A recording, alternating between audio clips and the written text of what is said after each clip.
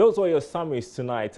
Today has been all about the economic management team's town hall meeting. We've had the vice president and his team address the public today on issues to do with the economy. While the vice president, Dr. Mahmoud Bawumia, says effective Thursday, April 4th, that is tomorrow, there'll be a reduction in import duties at all the country's ports. The vice president disclosed this at the economic management team town hall meeting I've been telling you about. Now, he says that import duties will be reduced by 50%, whilst importers of vehicles will enjoy a 30% reduction. According to him, port operations globally depend on volume of business, which will impact on revenue. Benchmark values we found also applied by customs to various commodities in the computation of import duties in Tema are much higher than in Lomé, Abidjan, and Dakar. In many cases, they are 100 to 200% higher. If you take, for example, a Ford Focus 2009 model, and you go to Tema, our benchmark will say it is worth $9,000. You go next door to Lomé, the same car, they'll benchmark it at $3,000. And the same car in Dakar, at also exactly as in Lomé, exactly the same price of $3,000. So it's a problem. You then end up paying double the duty because the benchmarks are so high in Accra vis-a-vis Tema, vis-a-vis Lomé and Abidjan. And we have a very archaic practice. When many importers are unable to pay their duties, their cars and commodities are confiscated and auctioned off very cheaply, often much less than the duty owed.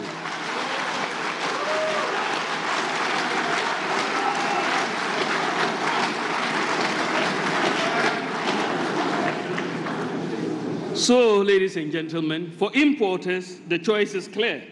There's an increasing, the data shows that there is an increasing diversion of trade away from Tema port, and the smuggling of many items into Ghana is very tempting. The Cabinet, after considering all of this, has decided to implement some new reforms at the port.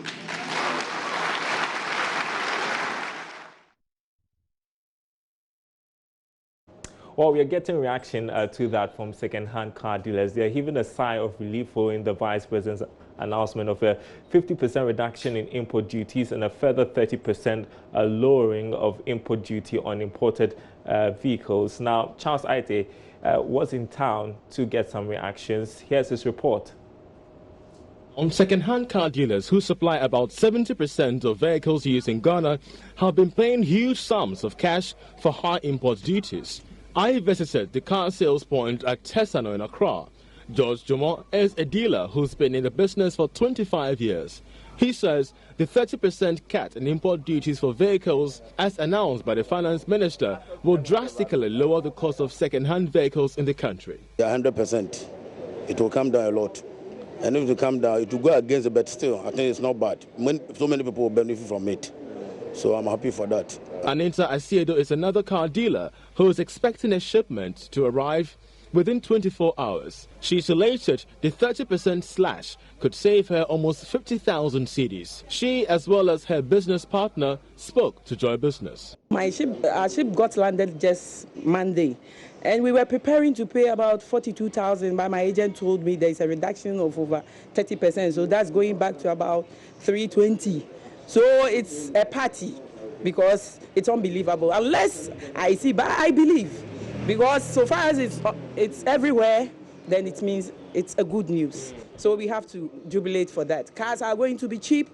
We pray it continues. The duty is the reason why cars are expensive. So if it's being reduced, when a car is about 1.3 billion, it's going to drop down. Let's say a Highlander 2015 is going for 1.5, and now the duty that was about 700 million is being dropped to about 600 or 570. When you come, it will take effect. The duty plus the dollar rate, if you combine those two, it's killing business. So today we have here a good news that one has come down for us. We jubilate it. MSP. Some are quoting 10% reduction, others are even quoting 20% reduction. It is very clear that this assurance by the Vice President has really caught on well with car dealers across the country, especially those here at Tesano in Accra. I'm Charles Aite for Joy Business. Well, we will delve into that in a bit, but the Vice President has also been explaining some of the reasons that led to the recent sustained depreciation of the cedi. Time inconsistency of the IMF's prior actions meant that even though there was an increase in foreign exchange reserve, the country was tied to maintaining the cedi's stability, he says. The start of 2019 has been characterized by another sudden sharp depreciation of the cedi, which was largely been reversed. Within a week, the cedi went up close to 5.9 to the dollar, and then it retreated back to about 5.07, and even was threatening to go below 5. But this is really an unprecedented development, that you don't normally see such a retreat when the exchange rate depreciates. And this was also, and you see within, in the next graph, when we look at the cedi-dollar exchange rate, that you will see that in this period when there was a reversal in the cedi depreciation, the Bank of Ghana had not intervened in the market.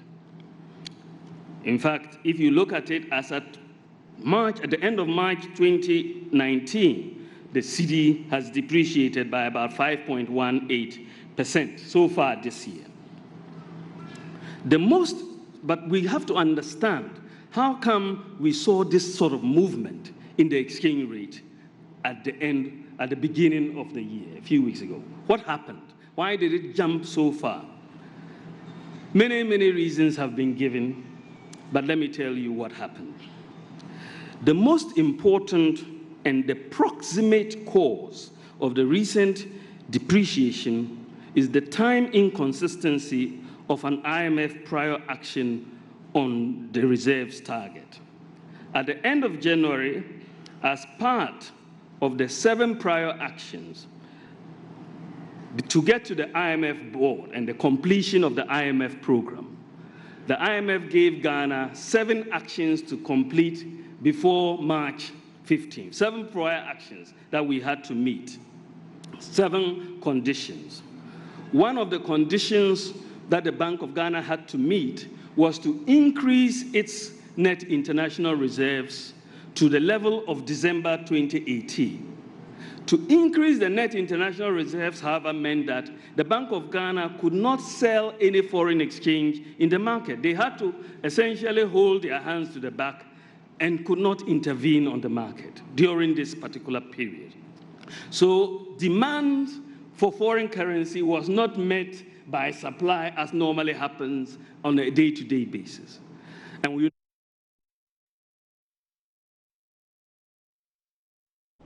All right, so the Vice President trying to explain why we saw the cedi depreciate at the beginning of the year.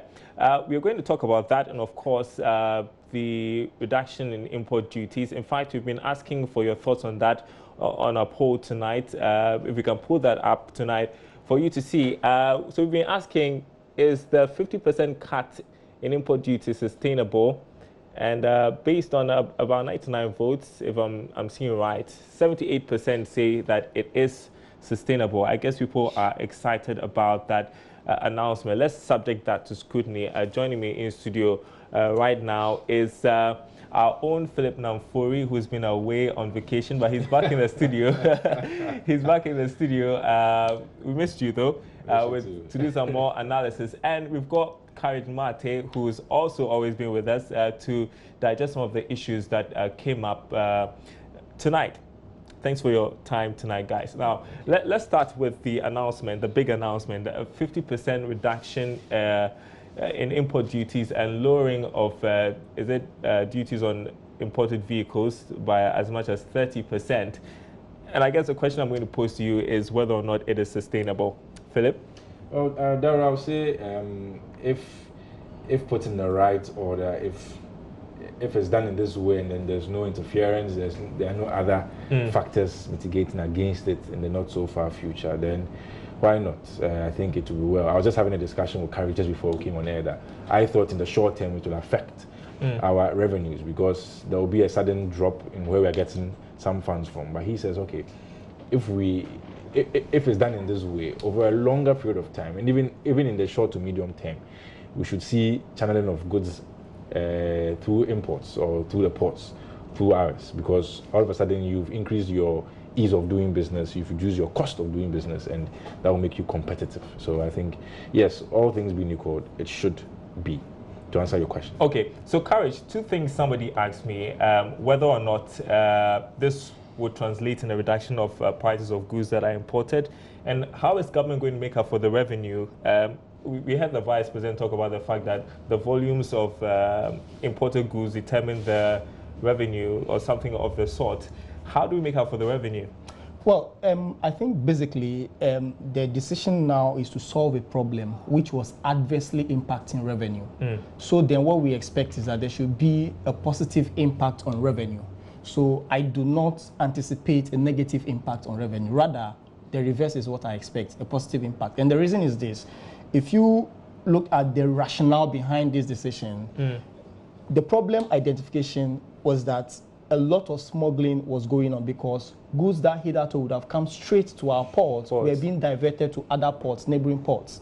And then they'll be cleared at lower costs and then diverted or smuggled into the market. Now, if that happens, then we are losing revenue at the ports. So then by normalizing or realigning our costs or duties to neighboring countries, then we are redirecting the containers back to our ports and government can get the needed revenues. But also, we get the volumes coming through. And like the Vice President said, it's a volume game, right? So the more you get flowing through, the more the revenue, and the reduction will help more to come through. So I think there should be a positive impact on government revenue. With the effect on inflation, I think basically there should be an expected reduction in inflation, because if you clear the goods at a lower cost, then you should translate this into lower prices for consumers. But then we know how businesses operate. I don't know whether the Vice President was saying this based on certainties or it's just a try and error kind of a thing. What if it backfires on us? Would it backfire? In the sense of negatively affecting government revenue, it won't. And I say it won't because, first of all, if you consider the argument of containers and goods going through other borders and before being smuggled into the country, the question is that not revenue loss to us? Certainly it is. So then if the reduction in the cost of clearing goods enables the redirection of those containers back to our ports, then that revenue loss is brought back. So yeah, make it easier for goods to come in so that we check smuggling. That's what you're talking about. Okay, so the Vice President has also been tackling issues to do with the city. I'm going to start with you, Philip, because you were there. You had the various explanations that were given for this. What did the Vice President essentially say? Okay, so he was trying to explain why in this first 3 months, that's January to March, we saw this depreciation, this massive depreciation. And just taking some of his words, paraphrasing them, he was explaining that even the worst performance of this current administration in terms of depreciation in a year is better than the other, that's the NDC government's best depreciation within a year. So that was on the political side of things. But what he said and what everyone was waiting for was the main reason. And he said it was because of some actions they had to meet with regards to the IMF program. And then there was a March 15th, I think, so he mentioned the March 15th deadline that they had to meet. So they had to, that's the Bank of Ghana had to maintain its reserves at a certain level. So essentially, if there's a demand, BOG cannot pump out dollars. So certainly we didn't need a bipartisan committee to determine why the city was falling in value then. Is that what it is? Right now, if he has given the answer. But we're going to hear from Peter Cote in a bit. But Courage, I want to ask Courage this question first before we play Peter Cote's sound. We had the Vice President say that if your fundamentals are weak, the exchange rate will expose you. Now, he was trying to explain that away during his press conference. I don't know what you made of the explanation he gave, because some of us were left baffled. So, see, Darrell, it is pure logic. And he didn't run away, and he wasn't trying to explain it away. And in fact, he emphasized the fact that it was true then and it is true now, that if your fundamentals are weak, the CD would depreciate. But if the CD is depreciating, it doesn't necessarily mean that the fundamentals are weak. I'm still confused. Because there are other factors that could cause the depreciation of the CD, like investor sentiments, which is not as a result of weak fundamentals, but development outside of the economy. Okay, let's hear from Professor Peter Quartey, because he was at the event. He's been reacting to what the Vice President said. I was excited by the new initiatives to ensure that it becomes easy to clear goods from the port. It's also less expensive to clear goods from the port.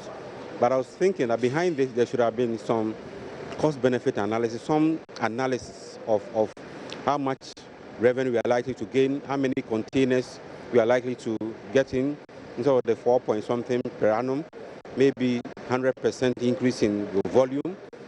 Then, you do this back of the envelope calculations and tell whether the reduction in the value might not lead to a reduction in revenue generated. I don't know, that information was not given to us, so I might not be able to speak strongly to it, but it's a concern to me that... Again, one would ask that where lies, and let me use the word priority as a country, whether we want to boost imports, whether raw materials or boost imports of finished product, i.e. promoting export. Yes, we promote export, but you recall, or you can tell that most of our production base or our industry rely on imported raw materials to produce. So if you want to promote export, certainly you also have to look at the duty on imports. And also, it also ties in with people's livelihood. We don't produce enough, and most of the things we consume are imported. So in as much as you try to grow the local economy, you also have to make sure imported items are not overtaxed. All right, Professor Peter Quartey there, his thoughts on what happened today. So let's, in concluding, let's find out what you thought was the takeaway for you, Philip, as we wrap up. I mean, if you look at all the numbers that they put out, I think we are on a strong growth trajectory. We just have to maintain it, especially 2020 and beyond. For me, that's very keen. That's Courage.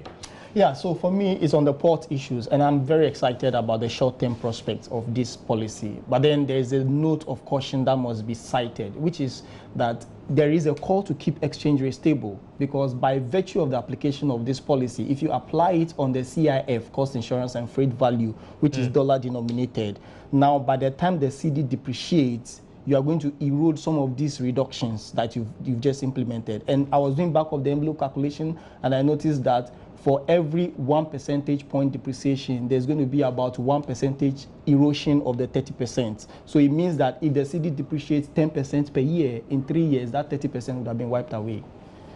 Wow. Well, yeah, thanks very much, guys. Philip, now for your encouragement. It does mean that we are also not totally out of the woods yet. Thank you very much indeed. So let's move on to the Joy Business Fund, because it's a Wednesday. Beauty is literally at your doorstep now if you live in a crowd. Thanks to the Salon on Wheels, operated by Becky Appiah, Chief Executive of Backup Hair Express. The mobile salon is said to be the first in Ghana and saving many ladies the everyday hassle of looking good. Today on the Joy Business Fund, we bring you Becky's story.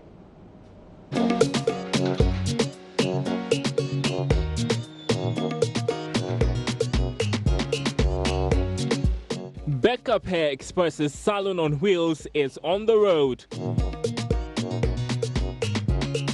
This is said to be Ghana's first mobile salon. It's operated by Becky Appiah. Ladies first. Yeah, thank you. The Salon on Wheels. Yeah. Wow, this is Backup Salon on Wheels. Backup Salon on Wheels. Yeah. This is, I've never seen anything quite like this before.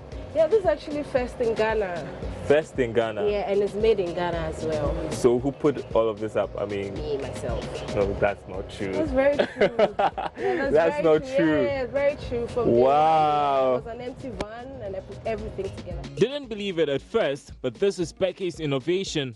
A solar-powered van fitted with everything you'd see in a typical salon, plus a foot pump tap system and a fixed dryer, all designed by Becky. And there is even more. This is our TV, this is a solar TV, this is a fridge. The solar panel. Everything, yeah. Panels are up there, so this are LED solar lights, customized actually. This is a solar fridge. The fridge? Yeah, I have drinks, I have water, I have chocolates, yeah. Oh, and that's wine too. Yeah. And there's chocolate. Yeah, there's Baileys actually. Woo! Yes. Becky used to sell hair attachments for ladies way back in school. It's a ladies' thing, and we always have to make our hair.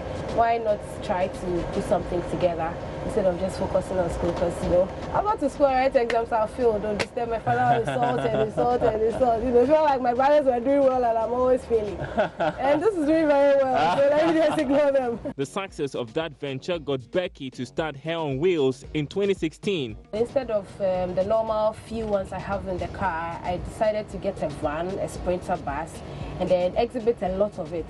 So you get to select whatever you want, your type, your taste, your length, whatsoever. And that was working. Then again, I realized whenever I go out to meet people or people call me, and I don't have to get a spot to park. The moment I'm out, I get everybody calling me. Yeah. Becky then decided to add on more services. I actually just woke up one day with the idea and I told my mom that, oh, mom, I want to have a salon on wheels. All she said was go and sleep. go back and sleep. And I said, oh, I really want to do this. Nobody actually believed it. When I started, everybody passes by, they just ignore me. My mom is like, you're dirtying the house with your carpentry work, you're disturbing us, you're this, that. But when I started working really hard, and they started getting into it, especially when it got to the finishing. Now they saw what it was about. Nobody actually saw what I was doing because it didn't make sense and they didn't know how the outcome was going to be until I got this further. Salon on Wheels was launched in March, offering what any contemporary hair and beauty salon does: washing, retouching, makeup application, braiding, wig caps, and the list goes on. The concept is catching on because of its convenience. But usually I get a lot of corporates because of time schedule. So at a call, I am there. Then, you know, everything is fast and going. So usually I do break times and then after work. So the corporates, EcoBank head office, Cocoa Board, GT and the rest from 1, I'm always at the ministries. Yeah, so by 5, 6, I'm on my way back, and everybody gets to patronize, look in, we have whatever they want, and they are good to go. For now, Becky operates her mobile salon in Accra with 6 workers. She and her team are able to attend to an average of 60 clients a week. In a day, sometimes I do 8, sometimes I do 10. Yes, that's if we start from 10 a.m. Yes, but if we do earlier, that's per booking, we could do 12 without braiding. Yes, we do fixing and it's faster. Braiding takes time, so you have to book and we get to you before we braid your hair. We don't just braid. And she keeps adding on more customers thanks to referrals and social media. It's been a smooth ride so far for Becky, who aspires to be a chartered accountant in future.